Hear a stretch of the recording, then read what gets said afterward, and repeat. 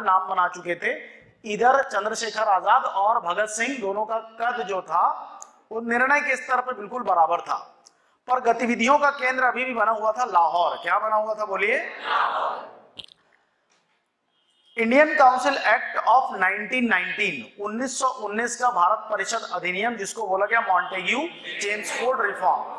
Montagu Chelmsford reform में ये clause था कि 10 साल के बाद, कितने साल के बाद?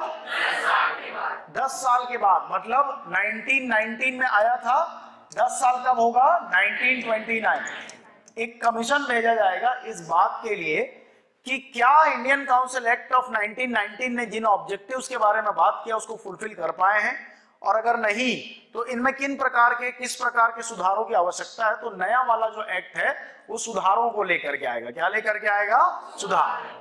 ब्रिटेन में 1929 में चुनाव होने वाले थे। क्या होने वाले थे बोलिए?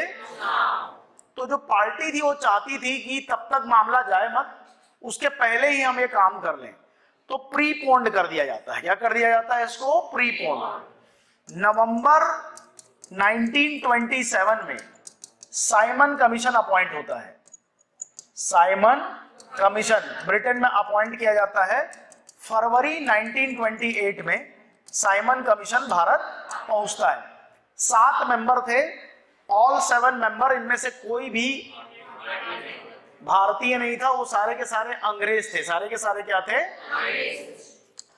तो भारत की जो लीडरशिप थी उस समय की, उसका कहना यह था कि अगर आपको कॉन्स्टिट्यूशनल रिफॉर्म करवाना है, अगर आप बोलते हैं कि आप ऐसे निर्णय ले रहे हो, जो निर्णय लिखना मत, मैं आप लोगों को लिखवाऊंगा, ठीक? लिखना भी है तो सामने देख करके लिखना, ठीक? अगर आप ये कह रहे हो कि आप ऐसे निर्णय ले रहे हो जो कि भारतीयों के पक्ष में है, तो किसी भी भारतीय का कोई इनपुट इसमें क्यों नहीं लिया जा रहा है? और अगर 7 मेंबर हैं तो 7 में कम से कम 2 तो क्या रखो आप? भारतीय रखो। पूरे के पूरे अंग्रेज क्या निर्णय लेंगे कि हमको क्या चाहिए, हम उनको कैसे बताएंगे? इस बात को लेकर के विरोध था।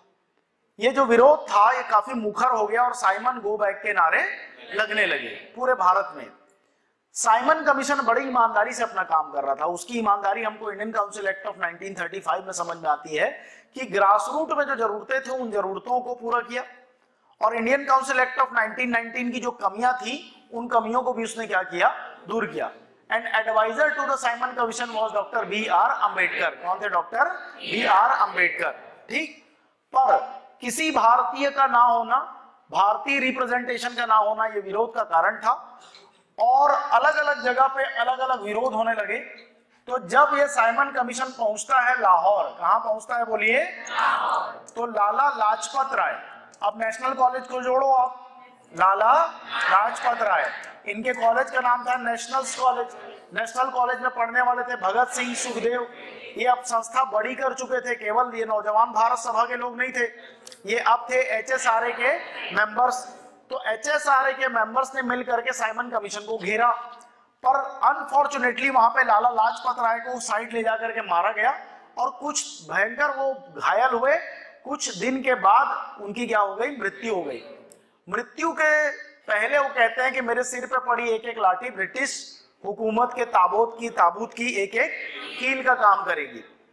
तो HSRA के जितने मेंबर्स थे ये डिसाइड करते हैं कि लाला जी के हत्या का क्या लेना है, हमको बदला लेना है। स्कॉट नामक पुलिस वाले ने मारा था, उसको ट्रैप करते हैं। सामने आ जाता है कौन? सॉन्डर्स। सॉन्डर्स की क्या हो जाती है? हत्या। हत्या करने के बाद ये लोग लाहौर से भाग जाते हैं। लाहौर से भेष बदलकर कलकत्ता आ जाते हैं। कहां आ जाते हैं बोलिए? कलकत्ता। कलकत्ता में इनकी मुलाकात होती है जतिन दास से। साइमन कमीशन अपना काम करके ब्रिटेन वापस जा चुका है, ब्रिटेन में रिपोर्ट सबमिट कर चुका है। मैं 1929 की बात बता रहा हूं। 1929 जब पूरा का पूरा HSRA का मेजर लीडरशिप, जिसमें भगत सिंह है, जिसमें सुखदेव है, जिसमें राजगुरु हैं, ये सब लोग अभी बंगाल में है। कहां पे है बोलिए? बंगाल। बंगाल में ये एक केमिस्ट से मिलते हैं जिसका नाम था जतिन दास, और उससे बम बनाना सीखते हैं। क्या सीखते हैं? अब 1929 में ब्रिटिश सरकार एक नया कानून लेके आती है जो बिल्कुल रोलेट एक्ट के जैसा था, ठीक? रोलेट एक्ट लाया था 1919 में। एक नया कानून 10 साल के बाद लेके आ रहे थे। देखो इतिहास रिपीट कर रहा है अपने आप को। उस समय मॉन्टेग्यू चेम्सफोर्ड आना था, क्या ले आए थे साथ साथ में? Rowlatt act. अब एक नया रिफॉर्म आया, उसके साथ में क्या लेकर के आ गए? ये पब्लिक सेफ्टी बिल।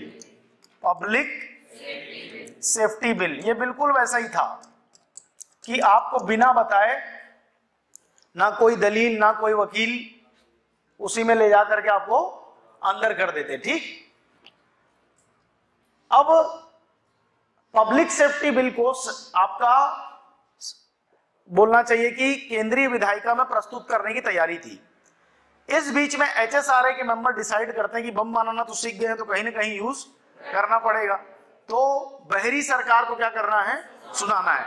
लेकिन इस बार हम लोग क्या करेंगे? इस बार हम गिरफ्तारी देंगे, हम भागेंगे नहीं, क्योंकि जैसे ही हम भाग जाते हैं तो हमको ये लोग आतंकवादी बोलते हैं। क्या बोलते हैं? तो हम इस बार अपनी अरेस्टिंग देंगे। और दो लोग तय किए जाते हैं, एक भगत सिंह तो फिक्स थे, अब दूसरा आदमी कौन जाएगा उस पर होड़ थी, तो बटुकेश्वर दत्त आते हैं साथ में। कौन आते हैं? सेंट्रल असेंबली में डिस्कशन चल रहा था।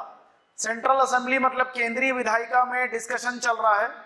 केंद्रीय विधायिका के स्पीकर विट्ठल भाई पटेल थे, उन्हीं के द्वारा सुना जा रहा है पूरी बहस को।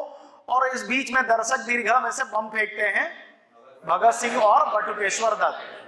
बम के बारे में बहुत सारा हाइप भी है, लेकिन ऐसा माना जाता है, जितना भी भारतीय लिटरेचर है वो कहता है कि इससे किसी को कोई नुकसान हुआ नहीं था, बहुत लो इंटेंसिटी का वो क्या था? बम था। ठीक, और इसका ऑब्जेक्टिव केवल था बहरी सरकार को क्या करना? सुनाना। दूसरा कि भगत सिंह और बटुकेश्वर दत्त बहुत आराम से वहां से क्या कर सकते थे? भाग सकते थे, क्योंकि वो दर्शक दीर्घा से बम फेंका गया तो सबसे पहले जितने नेता थे उनको सिक्योर करने का प्रयास किया गया। तो इतना पर्याप्त समय था, उन लोगों ने तो अपनी अरेस्टिंग दी थी। बेसिकली अरेस्टिंग देने के बाद इनको अरेस्ट करके रख दिया गया। अरेस्ट करके जब कुछ दिन के बाद लाहौर की तरफ लाया गया, तब इनके ऊपर पता चला, इनके भीतर का एक व्यक्ति था जिसने भीतरघात कर दिया कि ये वही लोग हैं जिन लोगों ने सॉन्डर्स की क्या की थी? हत्या कर दी थी।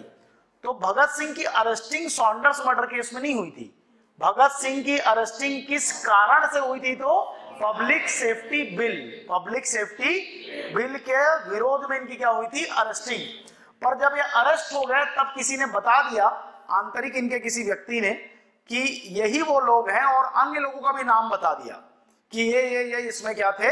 शामिल थे। तो पूरा लिंक को ब्रेक किया जाता है। पूरे लिंक को ब्रेक करके सब लोगों को लाहौर